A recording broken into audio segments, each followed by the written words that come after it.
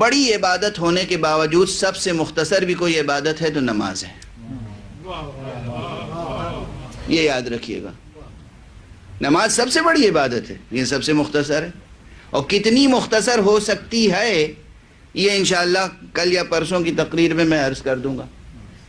اور مجھے یقین ہے کہ آپ سب کو حیرت ہوگی، چونکہ احکام تو بیان نہیں ہوتے نا، احکام بیان نہیں ہوتے تفصیل سے کہ نماز کی کتنی قسمیں ہیں اور نماز مختصر ترین اور تمام نماز کیسے ممکن ہے.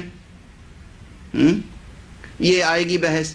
لیکن یہ یاد رکھیے گا جملہ کہ سب سے بڑی عبادت ہے نماز، اور ساتھ میں اس کی خصوصیت یہ ہے کہ سب سے مختصر عبادت بھی ہے. اور عبادات کے سلسلے میں سب سے وسیع اور بڑی بظاہر عبادت ہے حج. اور حج میں، حج کی طرف اگر اشارہ کیا جائے، قربانی کہاں واجب ہے؟ حج میں.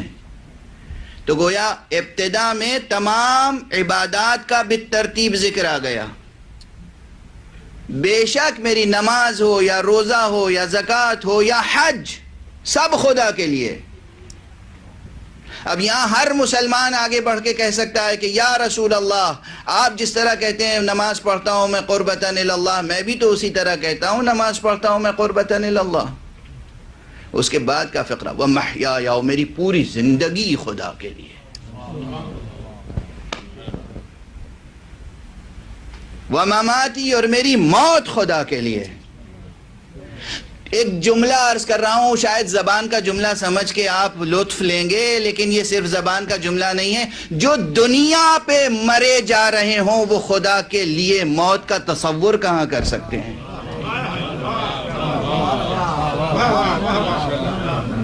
جو دنیا پہ مر رہے ہوں اور دنیا کے لیے مرے ہوں، وہ خدا کی راہ میں مرنے کا تصور کیا کر سکتے ہیں؟ تو آیت مجیدہ میں ہے، آیت کریمہ میں، میری نماز ہو یا کوئی عبادت ہو، میری تمام عبادتیں، میری قربانی اور میری پوری زندگی اور میری موت، اللہ اکبر، سب خدا کے لیے. اور اس خدا کے لیے ہے جو عالمین کا پروردگار ہے. ایک ایک مقام بلاغت کے اعتبار سے اور معارف کے اعتبار سے تشریح طلب ہے. عجب مقام ہے واقعا. خدا کی قسم جب میں ممبر پہ ہوتا ہوں اور قرآن مجید کی آیتوں کو تلاوت کرتا ہوں اور اس کے الفاظ کے درمیان اور کلمات کے درمیان جو انوار معانی موجزن ہوتے ہیں تو عجب کیفیت ہوتی ہے. کیا بیان کروں، کتنا بیان کروں، کیسے بیان کروں، کس قدر بلاغت ہے یہاں پر.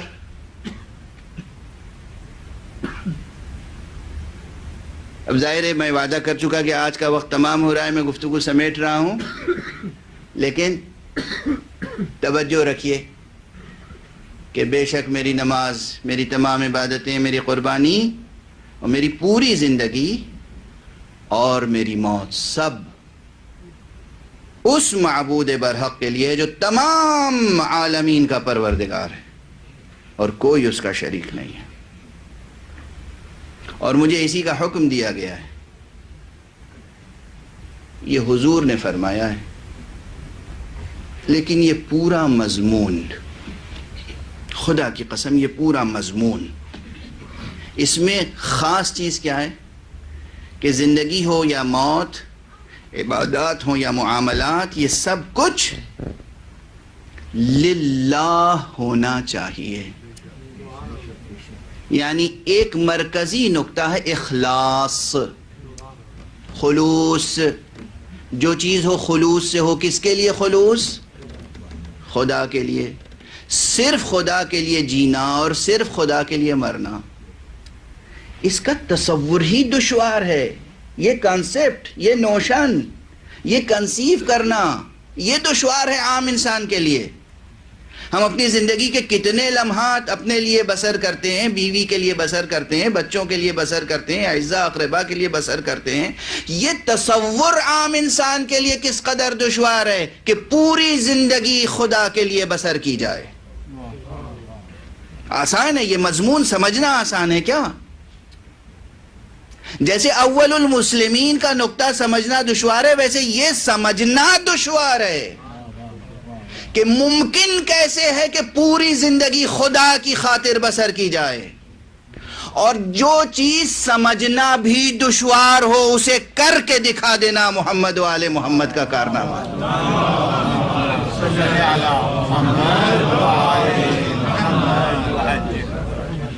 جو دوسروں کے لیے، عام انسانوں کے لیے سمجھنا بھی دشوار ہے، وہ ان کے لیے ان کا کارنامہ ہے۔